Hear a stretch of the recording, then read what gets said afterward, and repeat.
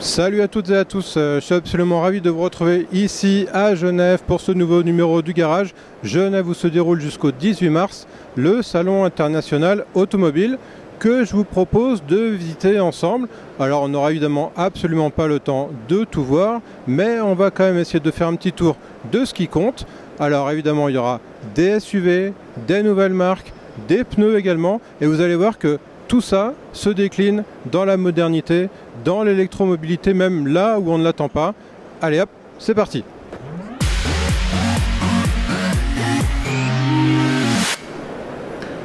Alors ce qu'il y a de bien avec les Japonais, c'est que très souvent les concepts finissent par prendre vie. On le voit régulièrement chez Mazda, on le voit également cette année ici chez Honda à Genève.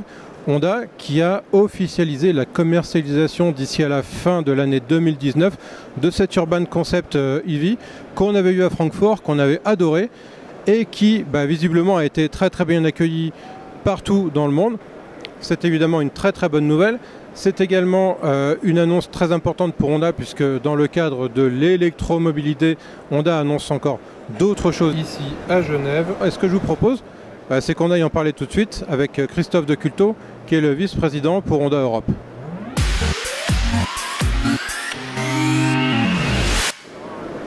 Alors on présente aujourd'hui à Salon de Genève le tout nouveau CR-V qui sera commercialisé à partir de l'automne 2018. Ce CR-V hybride effectivement intègre une technologie Honda hybride tout à fait nouvelle, tout à fait révolutionnaire sur le marché. Il sera disponible en 2 roues 4 motrices. On couple un moteur thermique, un 2 litres atmosphérique, avec 2 moteurs électriques, un qui sert de générateur, l'autre de propulseur électrique, donc qui apporte de la puissance. Et en fait, la voiture, et c'est là, je dirais, l'intelligence de cette nouvelle technologie, la voiture gère automatiquement les modes de conduite. Et l'originalité aussi de cette technologie, c'est que la voiture n'a pas de boîte de vitesse. Puisque la gestion des rapports de boîte en fait est intégralement gérée par le moteur thermique et les moteurs électriques. Alors au-delà de retour sur des technologies électrification hybride, véhicule 100% électrique, donc l'Urban EV qui a été présenté sous forme de concept déjà il y a quelques mois à Francfort, qui est à nouveau présenté aujourd'hui et dont la commercialisation est annoncée en Europe fin 2019 avec des précommandes possibles dès début d'année prochaine. Chez Renault, ce qui nous intéresse cette année, c'est Easygo. Qu'est-ce que c'est Easygo? Vous allez me dire, c'est un véhicule électrique. C'est un véhicule électrique, mais c'est surtout un véhicule autonome partagé, un petit peu sur le modèle de ce qu'on avait vu au CES à Las Vegas cette année chez Toyota avec e-Palette. Renault présente ici en fait plus qu'un véhicule, présente un concept de mobilité électrique. Et ce que je vous propose, c'est qu'on aille en discuter directement avec le responsable du projet. Easygo est vraiment un véhicule, un concept car de la mobilité autonome, une vision de la mobilité autonome demain, avec un large accès sur l'avant du véhicule pour pouvoir rentrer debout, s'installer confortablement sur les 6 sièges en fait disponibles. C'est 6 sièges puisque c'est un véhicule en fait qui est partagé pour optimiser le taux d'utilisation du véhicule et réduire le trafic en zone urbaine. Et bien sûr, c'est un véhicule électrique pour diminuer la pollution dans les villes. Et d'ores et déjà, Renault développe les technologies et les partenariats pour fournir des services de mobilité autonome avec des concept cars, avec des véhicules demain, mais avec une vision que représente Easygo de la mobilité autonome à l'horizon de 2030. Cette année, il y a une double actualité à Genève pour Volvo. La première, c'est ce qui est derrière moi, le V60, toute nouvelle version de ce break familial chez Volvo. Mais je dirais peut-être la plus importante, c'est le titre pour la première fois de voiture de l'année pour Volvo, qui a été décerné donc par un jury européen de journalistes au XC40, le XC40 dont je vous propose maintenant de prendre le volant.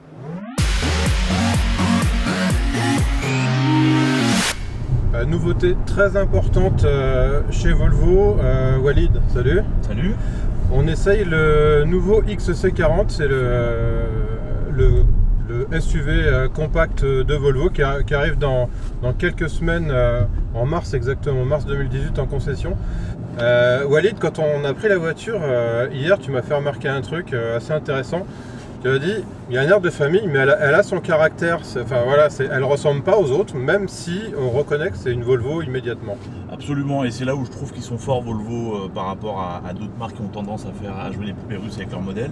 C'est que sur les 3 SUV de la marque, XC90, XC60 et XC40, ils ont réussi à décliner leur identité, mais en les différenciant suffisamment pour que chacun ait son propre caractère. Et celui-ci, le XC40, je trouve que c'est celui qui a la plus forte identité, celui qui se détache le plus des deux autres. Ouais. Et voilà, et puis en plus il est personnalisable. Exactement, avec un toit c'est ce que biton. j'allais dire. Il a ce côté en plus que les autres n'ont pas, peut-être côté un peu plus jeune parce que voiture un peu plus abordable. Absolument. Donc voilà, le côté personnalisable, peinture biton. Là on a une livrée blanche avec un toit noir. Il y a pas mal de combinaisons possibles.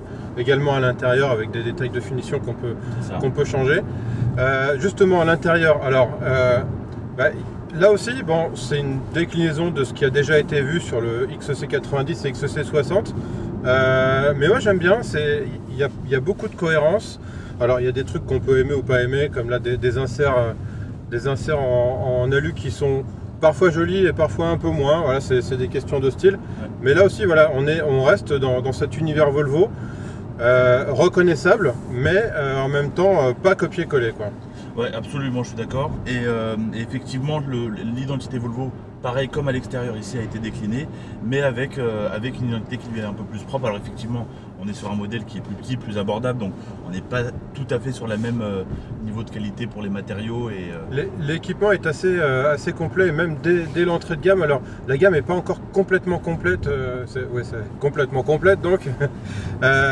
Il y a pas mal de modèles qui vont arriver d'ici l'année prochaine, de pas mal de déclinaisons. Là, on entre en fait dans le vif du sujet avec la finition intermédiaire qui s'appelle Momentum.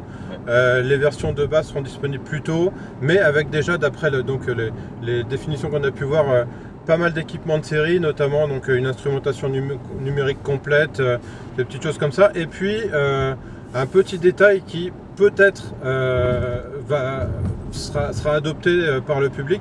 C'est de série également une fonction d'autopartage. Je ne sais pas si c'est un gadget ou si c'est vraiment utile, mais en gros, on pourra laisser une clé dans sa voiture et l'activer simplement avec un smartphone pour prêter sa voiture à qui on veut, même si on n'est pas là. Donc, je ne sais pas ce que tu en penses, mais c'est une idée intéressante. Effectivement, je crois que ça nous est tous arrivé. Je viens de prêter ma voiture, attends, faut qu'on te voit, faut que je te laisse les clés. Effectivement, ça peut être une fonction intéressante. Après, bon, comme tout ce qui est connecté, il faut toujours avoir une couverture réseau. Ouais. Alors pour peu que tu gardes ta voiture dans un parking au 3e sous-sol et que tu captes rien, ça fonctionne pas. Mais bon, sur le principe, ça peut être pertinent, c'est cohérent et puis c'est bien foutu, c'est sécurisé. Si quelqu'un a repéré la clé dans la voiture, il pourra pas la démarrer même en cassant la vitre parce qu'il faut l'activer via une application à qui on a partagé avec la personne avec qui on a partagé la clé en gros sur l'application. Donc c'est bien fait. Maintenant, il faut voir dans les faits effectivement sans couverture réseau. Ça peut être compliqué. Ouais. Alors on va parler des motorisations. Là encore, la gamme n'est pas complètement terminée. On est donc avec 2 motorisations disponibles au démarrage donc de ce XC40. Un diesel de 190 chevaux, c'est celui qu'on a actuellement entre les mains. Et puis un essence de 247 chevaux, donc le D4 et le T5 pour l'essence. Alors, moi c'est là où je suis un petit peu moins convaincu. Alors certes le moteur est très coupleux, 400 Nm, tout ce qu'on veut. Il a pour moi quand même 2 défauts. Le premier c'est qu'il est assez sonore. Ou alors est-ce que la voiture est moins bien insonorisée que ce à quoi on s'attendait, c'est possible aussi. Mais il est assez sonore. Et puis le deuxième défaut c'est que malgré son couple, la voiture étant assez lourde, et ben justement comme il est sonore, on a tendance à l'entendre encore plus parce qu'on va essayer de tirer un peu sur les rapports pour relancer la voiture dans les reprises. Voilà, moi c'est mon ressenti, je sais pas quel est le tien, mais... Bah, je suis tout à fait d'accord avec toi, effectivement, 190 chevaux, 400 Nm de couple, moi je m'attendais un peu plus à des reprises un peu plus percutantes. C'est surtout en reprise moi que je trouve un peu faiblard, mais effectivement tu l'as dit, la voiture est très lourde, elle fait presque 1700 kg. Pour un véhicule, pour un SUV compact urbain, c'est beaucoup. C'est quasiment le poids d'un Stelvio, alors ils ne sont pas concurrents, mais justement... Le Stelvio est plus gros, ouais. Est plus gros, bon après le Stelvio est particulièrement léger, mais voilà, on est dans ces ordres enfin dans ces échelles-là, et effectivement, je trouve que pour 190 chevaux, c'est un peu juste, surtout en reprise. Je pense que le 150 risque d'être un petit peu juste. Un petit peu juste. Ouais. Ce qu'il faudra essayer, parce que là encore, la gamme n'est pas terminée, c'est les versions d'entrée de gamme 2 roues motrices et 3 cylindres essence. On va gagner un peu en masse, ça peut rendre la voiture plus dynamique et peut-être qu'on aura une très bonne surprise avec un 3 cylindres essence sur ce XC40, comme on peut l'avoir sur un 3008 d'ailleurs, hein, où finalement le 3 cylindres Peugeot va très bien avec ce petit SUV. Voilà, ça sera un petit peu, c'est un petit peu on va dire la mise en attente avant le jugement définitif sur cette voiture. Je suis pas forcément convaincu par le 2 litres 190 chevaux, mais point d'interrogation, qu'est-ce qu'il en sera avec des versions différentes. Walid, on va conclure donc avec tout ce qu'on a dit. Ce XC40, si demain tu devais acheter un SUV compact, est-ce que tu le mettrais sur ta liste? Bon, alors je vais être totalement honnête avec toi, moi, je suis très Volvo. Je trouve que pour une marque premium, il y a une vraie identité. Ouais. C'est clairement pas les voitures les plus fun à conduire, mais c'est pas ce qu'on leur demande. C'est confortable. Alors ici avec les roues de 19 pouces, bon c'est un détail, mais c'est parfois un peu ferme. Mais voilà, c'est confortable. Dans le XC40, il y a beaucoup d'habitabilité. On peut s'asseoir derrière moi, je fais 1m90 et sans avoir le siège dans les genoux. Le coffre est bien foutu. Il y a plein de petits gadgets bien pensés qui permettent de compartimenter le coffre. Donc au final, oui, j'achèterais le XC40 si je devais craquer pour un SUV urbain premium. Les énergies alternatives, il y en a qui en parlent depuis longtemps et il y en a qui n'en parlent pas beaucoup, mais qui sont plutôt assez productifs sur le sujet. Je pense notamment à Hyundai, chez qui je me trouve, avec entre autres l'Ioniq, avec la Nexo qui est un tout nouveau véhicule à hydrogène présenté ici, et puis avec le Kona électrique qui arrive donc en deux versions. Alors pour avoir une idée du calendrier de Hyundai en matière d'électromobilité, on est allé interroger le patron de la marque en France.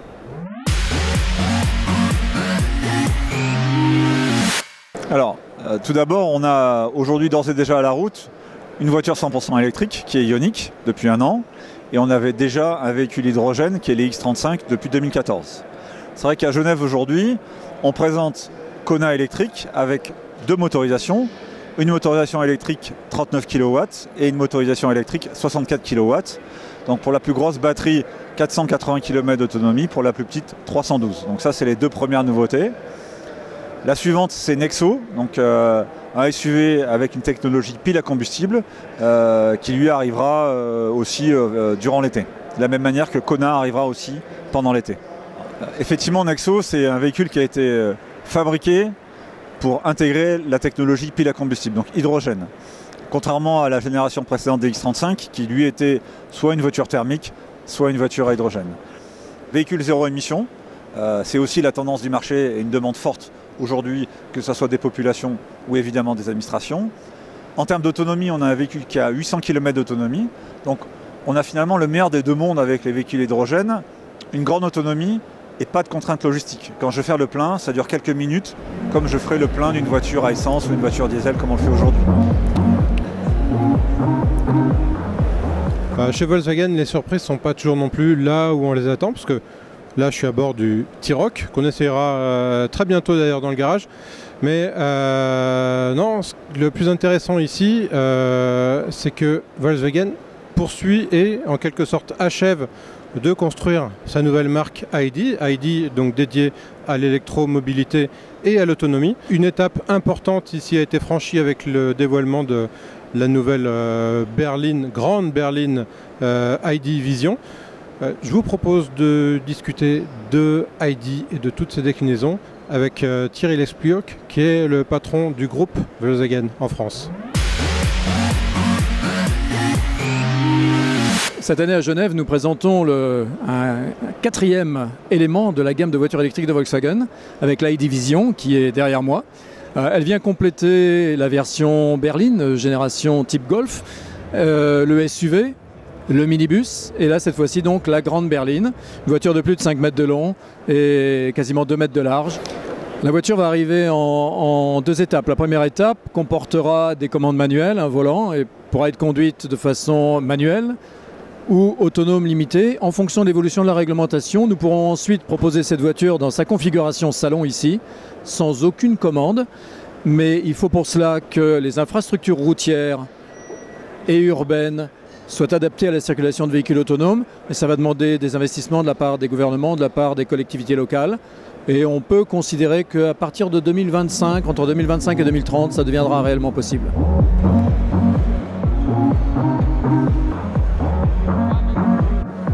Voilà, après Volkswagen, on a traversé l'allée et on se retrouve chez les petits cousins espagnols de Seat. Seat qui a une actualité assez importante ici aussi à Genève, puisque au-delà de cette Arona dans laquelle je me trouve, ce petit SUV urbain, il y a également la création de la nouvelle marque Cupra, qui ici fait ses premiers grands débuts en salon. On va en reparler tout à l'heure. Mais ce que je propose pour l'instant, c'est qu'on aille prendre le volant de cette Arona, qui d'ailleurs intègre ici pour la première fois Shazam, le système de découverte musicale racheté récemment par Apple. Donc on va prendre le volant de cette Arona et puis on revient pour parler de Cupra.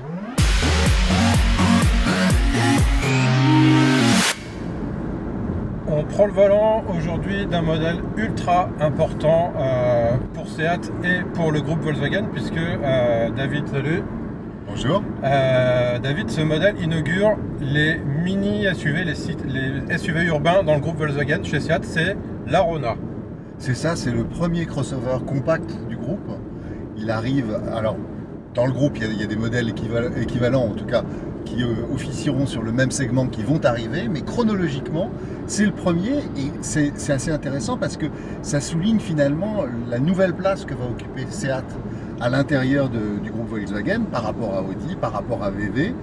Et c'est il faut peut-être y voir une sorte de récompense par rapport aux performances commerciales de Seat, parce que je crois qu'elles sont exceptionnelles. Oui, bah c'est la marque qui progresse le plus, une des marques qui progresse le plus, c'est je crois 14 ou 15% en France et en Europe l'année dernière, donc c'est très bon résultat. C'est évidemment dû à un renouvellement de gamme complet, et avec la Leon, avec l'Ibiza, avec donc cette Arona, avec la gamme SUV, il y en aura même un 7 places qui va arriver un peu plus tard. Donc c'est une marque jeune, c'est une marque dynamique, et c'est pour ça aussi que l'Arona arrive. Alors esthétiquement, j'ai envie de dire, c'est très attendu, parce que en gros c'est une calandre d'Ibiza, légèrement surélevée. On est à 20 cm de garde au sol, un petit peu moins. L'intérieur c'est pareil, ça fait vraiment penser à une Ibiza, donc il n'y a pas de surprise de ce côté là, hein. Complètement. Une garde au sol qui est quand même plutôt supérieure à ce qu'on voit pour les crossovers, en tout cas de ce gabarit-là.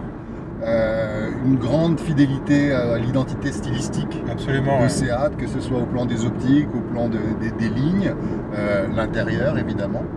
Voilà, donc j'ai envie de dire, ouais, c'est presque du copier-coller. On n'est vraiment pas pris en défaut quand on est habitué à la marque. Bon, il y a cette partie laquée là, qui est très à la mode aujourd'hui. On le retrouve d'ailleurs dans la Polo, on le retrouve dans le T-Roc. Donc ça c'est très identité groupe Volkswagen. Mais voilà, c'est bien fait, c'est bien équipé pour le prix. On peut faire un petit tour d'horizon avec notamment là, un énorme écran tactile de 8 pouces qui est plutôt pas courant dans la gamme. On a souvent des choses un peu plus petites dans la concurrence. Une instrumentation qui là est analogique mais qui deviendra numérique dans les mois et les années à venir en fonction des versions qui vont sortir. C'est bien assemblé, c'est pas des matériaux hyper nobles, hein, on est dans des plastiques tout à fait standards. Mais voilà, on est plutôt pas mal assis, je trouve aussi.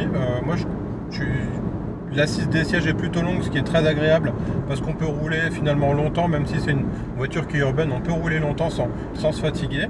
Et voilà, donc j'ai envie de dire, on est pas mal servi. Il y a un point qui est intéressant aussi, c'est que quand on roule la vitesse modérée, comme ça, c'est une voiture qui est très silencieuse, David. Absolument, Ouais. absolument. La sonorisation du bloc moteur est vraiment remarquable par rapport au segment, par rapport à la concurrence, mais aussi par rapport à ce qu'on peut trouver dans le groupe. On a quelques bruits de Voilà, roulement quand petit même, bémol, un peu. dès qu'on commence à forcer l'allure, on va se retrouver avec des bruits d'air à partir de 110-120 km/h, des bruits d'air notamment au niveau des rétros. Hein. C'est un petit peu dommage, ça gâche un peu l'ambiance parce que voilà, le moteur on l'entend à peine. Là on est sur un 3 cylindres essence de 115 chevaux. Il fait le job, il hurle pas trop même dans les montées en régime. Donc c'est le côté un petit peu dommage de la voiture, c'est ces bruits d'air. Mais globalement je trouve que la prestation est pas mal. Et puis il y a de la place. Alors aux places arrière c'est plutôt pour les enfants, mais le coffre permet de partir en week-end sans problème. Hein. 400 litres, on est plutôt bien situé. Je crois que c'est un des principaux du segment. Et effectivement, moi je te rejoins tout à fait dans le fait qu'il y a un point de rupture, ou en tout cas la voiture change de comportement au-delà des 110-120 km/h, c'est-à-dire que c'est un moteur 3 cylindres, 115 chevaux, très frugal, Ouais. mais dont on ne ressent pas du tout l'absence de couple, en tout cas sur des vitesses qui sont contenues. Et puis dès qu'on passe les 110 km/h, tout d'un coup les capacités moteur deviennent un peu plus légères, ou en tout cas la faiblesse du moteur se fait ressentir, et l'auto devient plus bruyante. Voilà. Alors ensuite, en termes de comportement routier, on est sur une version Excellence qui est, on va dire, typée confort, et ça se ressent. C'est vrai que c'est une voiture qui est très souple sur la suspension. Alors il est a priori prévu une version un peu plus sportive, qui pour le coup aura un châssis piloté. Là c'est pas le cas, il y a un peu de roulis, de prise de roulis dans les virages. Hein. Effectivement, et puis on a eu l'occasion de la tester Sur piste, Sur hein. piste. Ouais, sur du caillou. Hein. sur du caillou, Ouais, sur France. de la chaussée quand même très dégradée, et avec un comportement qui là aussi s'avère. Alors cet Arona il arrive sur le marché du Capture, du 2008, du C3 Aircross, qui sont, on va dire, les trois stars entre guillemets du marché en France sur le SUV urbain. Il est dans les prix, il est vraiment situé dans les mêmes fourchettes de prix, avec peut-être un petit avantage au niveau de l'équipement, c'est-à-dire que pour le même prix, en gros, on en a plus. C'est un peu la politique de Seat, et c'est ce qui fait aussi que peut-être cette marque finalement se développe aussi bien. C'est que on est sur des voitures bien équipées qui sont pas plus chères. Voilà, on n'est pas sur du low cost, on est sur du ride cost, j'ai envie de dire. Hein. Oui, ça rappelle un peu, tu sais, la philosophie de Skoda, qui est également dans le groupe, le Simply Clever, c'est-à-dire que on renonce à des éléments statutaires pour avoir finalement plus d'équipement, plus de confort, plus de technologie également. Donc ça démarre à un peu plus de 15 000 €, un peu moins de 16 000 sur les versions de base. Là on est dans une version Excellence, je l'ai dit tout à l'heure, qui est autour de 25 000 € non optionnés. On a quelques milliers d'euros d'options, on est à 28 000 sur ce modèle. C'est quand même, c'est pas donné. Hein. Ce qui frappe, c'est quand même l'amplitude entre le prix d'entrée de gamme et le prix auquel on arrive. Et alors, moi, je serais tenté de penser que à 16 000 €, c'est quand même vraiment une très bonne affaire. Ouais. À 30 000, ça l'est beaucoup. Ouais, alors on n'est pas tout à fait à 30 000, mais on peut y arriver certainement avec tous les packs d'options. Donc entre 16 et 28 000 €, tu l'as dit, il y a une grosse amplitude. Si tu as envie d'acheter un petit SUV urbain, qu'est-ce que tu serais prêt à payer? Est-ce que tu serais prêt à les mettre dans cette Arona, toi, David? Moi, je ferais une réponse un peu de normand, c'est-à-dire que pour le prix de l'entrée de gamme, c'est quelque chose que je trouve tout à fait intéressant d'acquérir et d'avoir. Lorsqu'on se rapproche des 30 000 €, je serais plus réservé, et j'attendrai dans ce cas-là l'arrivée du petit frère ou du cousin chez Volkswagen, à savoir le T-Cross. On va maintenant donc s'intéresser à la marque Cupra. Pour ça, on est allé poser la question directement de la pertinence de cette nouvelle marque à Sébastien Guigues, qui est le patron de la marque Seat en France et qui, de facto, devient également le patron de la marque Cupra.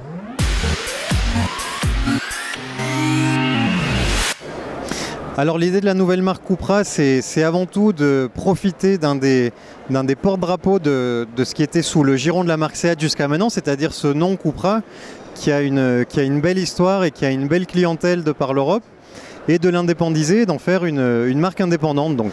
Et l'idée, c'était de chercher quelque chose d'un petit peu plus exclusif que Seat, orienté sur le sport, mais pas que, orienté aussi sur la personnalisation, et peut-être le fait que tout le monde ne veut pas la voiture de Monsieur Tout-le-Monde, et donc là, tout l'intérêt de la marque Cupra. Donc les modèles de la nouvelle marque Cupra, c'est bien sûr le Cupra ATK, donc qu'on lance ici à Genève, 300 chevaux, 5,4 secondes du 0 à 100. C'est bien sûr le premier d'une longue saga. Vous avez derrière moi la Cupra Air Leon ST, donc qui est la dernière Cupra sous le logo Seat, puisqu'après les modèles Cupra basculeront sous la marque Cupra. Donc la future Leon aura une version Cupra Leon et bien d'autres modèles arriveront d'ici 2020, donc pas forcément d'ailleurs qu'en combustion essence. Alors il faut que je vous confie qu'il y a une constante sur les salons automobiles du monde entier, c'est qu'il arrive un moment de la journée où on finit par manquer d'air, et quand on manque d'air, qu'est-ce qu'on fait sur un salon auto? On va chez un fabricant de pneus, en général, il ne manque pas d'air. Voilà, jeu de mots un peu facile, je vous l'accorde, mais qui n'est pas complètement innocent non plus, puisque chez Goodyear cette année où je me trouve, on présente un concept de pneu assez intriguant qui s'appelle Oxygène, un pneu qui est capable donc de fabriquer de l'oxygène, mais pas que, capable également de fabriquer de l'électricité. Est-ce que tout ça est bien sérieux? On est allé en parler avec son designer et vous allez voir, c'est assez, intéressant. L'idée de l'oxygène, c'est d'absorber la pollution, donc le CO2, l'absorber par sa jante transparente qui a été dessinée en forme de turbine, et la mousse, donc on a une vraie mousse intégrée dans la jante, une mousse vivante, absorbe ces CO2, absorbe les rayons lumineux, absorbe l'eau par le biais de sa bande de roulement pour faire la photosynthèse. Donc on va produire de l'oxygène, mais on va aussi produire de l'électricité. Donc à l'intérieur de cette mousse, nous avons des électrodes. Nous avons besoin d'électricité pour quelques composants comme notre Li-Fi. Donc on a un système de communication par la lumière. Donc l'idée, c'est d'utiliser la lumière comme émetteur et avoir un récepteur sur un autre véhicule ou dans l'infrastructure. Donc on pourra enlever tous les systèmes de Wi-Fi qui sont peut-être moins bons pour la santé que les rayons, la lumière en fait.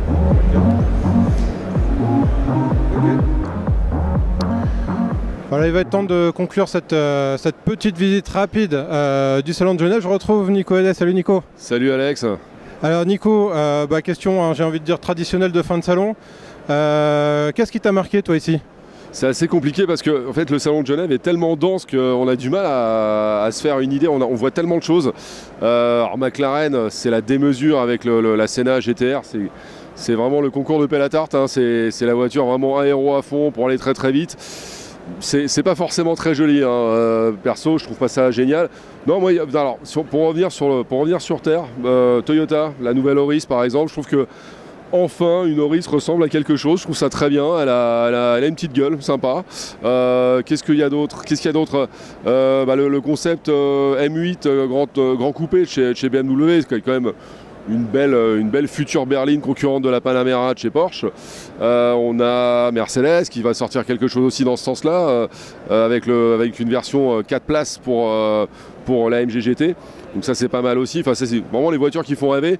Et pour finir dans celles qui font vraiment rêver, le Range Rover plutôt SV coupé. Donc c'est vraiment un revival du Range 3 portes en fait, mais version très très luxueuse. Il y en a 999 dans le monde je crois, un truc comme ça, 300 000 € l'unité. Voilà, c'est du grand rêve quoi, c'est impressionnant.